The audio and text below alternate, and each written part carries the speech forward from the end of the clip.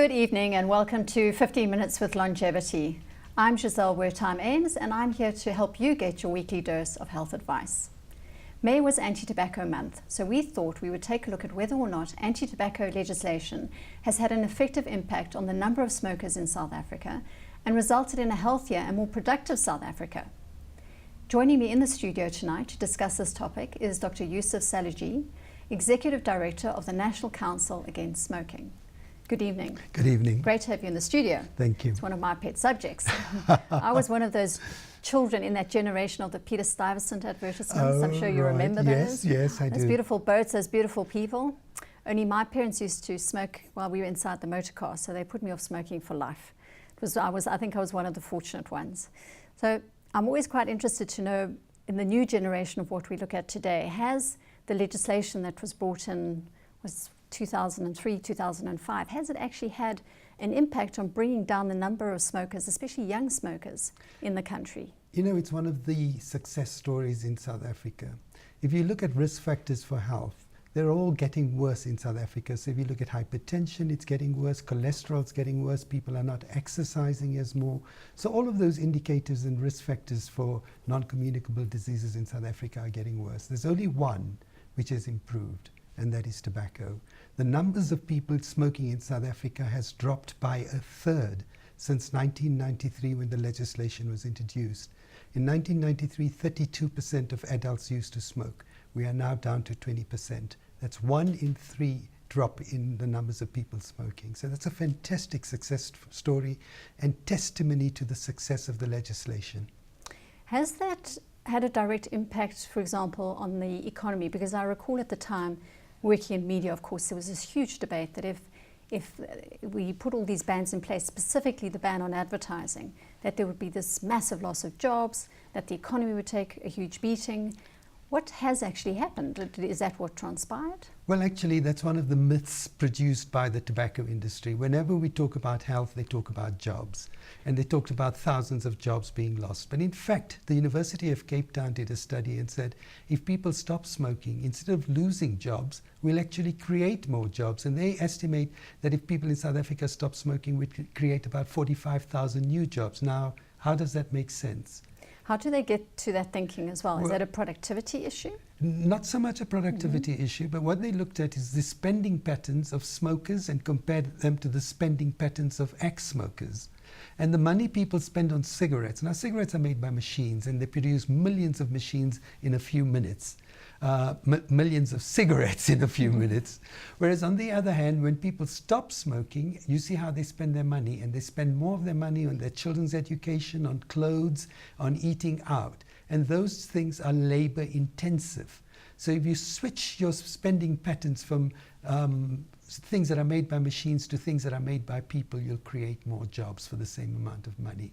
And you know, the newspapers in South Africa and the radio stations and the SABC and everybody was saying, when the government bans tobacco advertising, we are all going to go bankrupt. Of course, nobody has gone bankrupt. And unfortunately, these same arguments are now being used in relation to alcohol advertising bans.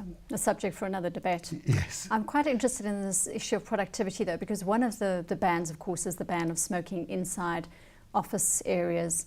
And so you often see people standing outside on pavements. In fact, in big cities, when you travel abroad, it's even more pronounced. In South Africa, less pronounced. So how do we measure that impact in the workplace? Because obviously that's now time spent that wasn't, because a person could just smoke at their desk. There's a much more important aspect of productivity that hasn't been talked about, and that is that smokers are 45% more likely to be sick and to be away from work because of smoking. Way back in 1998, they did a study, the Medical Research Council did a study, and they estimated that over 2 million working days were lost because people got sick and didn't go to work. And this was just in the public sector. We're going to have a look. We've shot an insert, and we've actually spoken to some of the people who have to stand outside and smoke, and we got their opinion on the matter. So let's have a look at that quickly.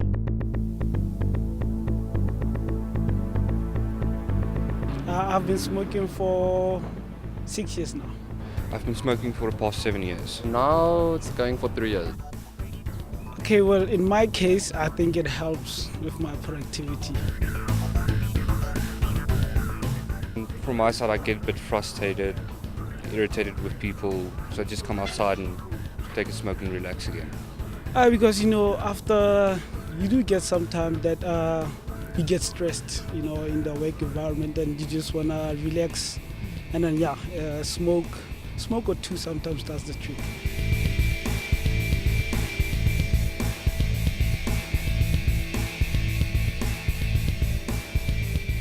Okay, do I think smoking helps with productivity or hinders? It depends on who you are. I think with some cases it hinders because some people are hectic smokers, say chain smokers.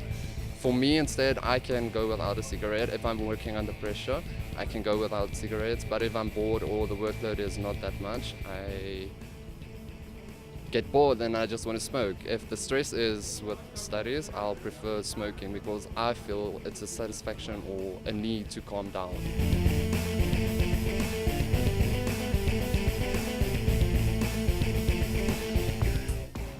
How many times a day do I come out for smoking? Approximately 3 times.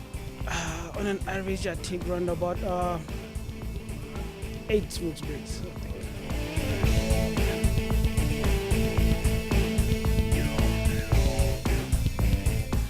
We're not allowed to take extended smoke breaks. We have to maintain our smoke breaks. Only when we have our breaks, like lunch breaks or 15 minutes breaks, we are allowed to go and smoke. Not every 5 minutes walk out, one out.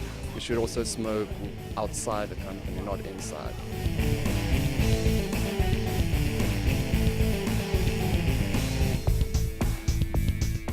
Yes, actually I've been trying to quit for the last 3 months now. I have quit it previously. Why I started smoking, I have no idea, honestly. But I'm setting a goal to quit again this year.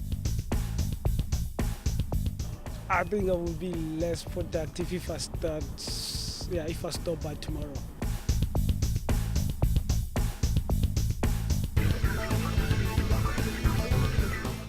I think I would be sometimes a bit more productive, depends on the day. If I stop smoking, my productivity will increase because I'll be more productive and more active and more focused. I guess the key outtake for me in that insert was that people recognize that there is a lack of productivity or a link to productivity in smoking, yet the addiction of smoking is so great that it's very difficult to overcome it. Why is that?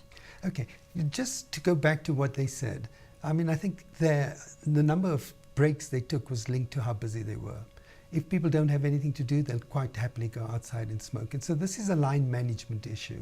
Whereas the one person said when he's busy and working hard, he doesn't go out for a break. And I think in most South African companies, they've now established patterns. People will have a cigarette before they go into work in the morning. They'll have a cigarette at lunchtime. They may have a cigarette at the breaks, tea break in the morning or in the afternoon. And then they have a cigarette at the end of the day. So they really have, and the studies show from around the world, that when you introduce smoke-free public policies, people cut down on the amount of smoking and productivity doesn't really suffer at all. In fact, as I said previously, it's smoking and the people being sick and away from work that affects the productivity of all industries in South Africa. Then the second part, and this is also what was very interesting, is that all of them have tried to stop smoking. One of them's tried and succeeded for a while and then went back. And this brings us to addiction. Now, nicotine is a very, very powerful drug. It acts on the same part of the brain as does heroin, cocaine, alcohol. There's a part of the brain which is called the pleasure center, and nicotine stimulates it. And so nicotine is in fact far more addictive than alcohol is. About 10% of people who use alcohol go on to abuse alcohol. 90% of people who use tobacco become addicted to nicotine. That's how addictive it is.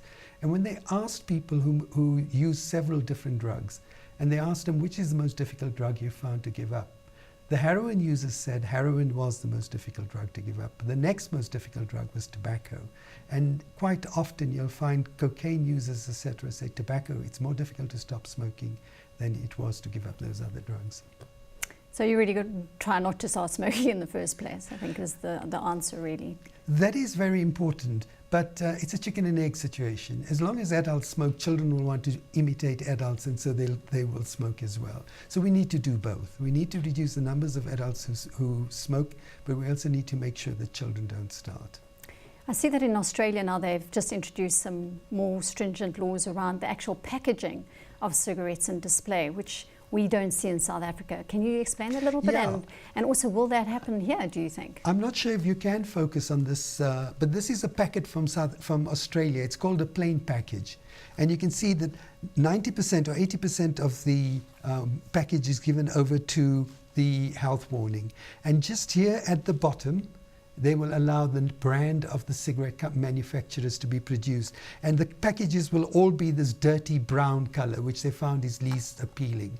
Now, the idea here is adults, they go in and ask for the brand they usually smoke. It's children who look at the packaging and are attracted by the packaging, and you see the packaging as a badge of identity. And so the idea is to take away the glamour of the packaging for young children. And in South Africa, we're going to see the same thing. The Department of Health is looking at firstly putting picture-based health warnings. This is one from Uruguay, which shows the effects of smoking on males. And you can see again, it's a very large picture. That's very interesting picture. Yeah, and in South Africa is going to go the same way. The Department of Health is testing what messages people understand, how they understand them, whether it'll help them to stop smoking. And I hope within the next 6 months we will have the same packaging in South Africa. That's probably good news, considering this morning I heard that we still have one of the highest incidents of smoking amongst adolescents on the continent of Africa, and that was through Discovery Summit held this morning. I'm not surprised by that. And the reason I'm not surprised is that in most of Africa, children are too poor to buy cigarettes. So there's very little smoking amongst young people. Whereas South Africa is the biggest economy in Africa, and our children are relatively well off, so they can afford to buy cigarettes. And that's the message we're trying to give to the Minister of Finance. When a cigarette costs 10 cents, any child can go and buy cigarettes. But when a cigarette costs R2.50 and R3, children can think of better things to do with their money than to waste it on cigarettes. And so we're urging the finance minister to increase the taxes on cigarettes, so this will discourage children from starting. I guess I'd have to ask, why should someone quit smoking? It seems obvious, but I'd like you to tell it anyway. It's the single best thing a person can do for their health. And it's not just about dying. You know, people who smoke will get throat cancer and therefore will be unable to talk and have a hole in their throat. They may not be able to walk because of peripheral vascular disease. They won't be able to breathe because of damage to their lungs. So it really is the best thing they can do. And also they'll save enormous amounts of money. A pack-a-day smoker spends 9,000 rands every year on cigarettes. And free help and advice in stopping smoking is available to people if they call the quit line on 011-7203-3145. 011-720-3145. We'll gladly provide them with free help and advice on stopping smoking. And the number is on the back of every cigarette pack. Thank you very much for joining me. Appreciate it. Well, that's it for tonight's show. I hope you'll join me next week, same place, same time, for your dose of health and wellness advice. Have a great week, take care, and stay healthy.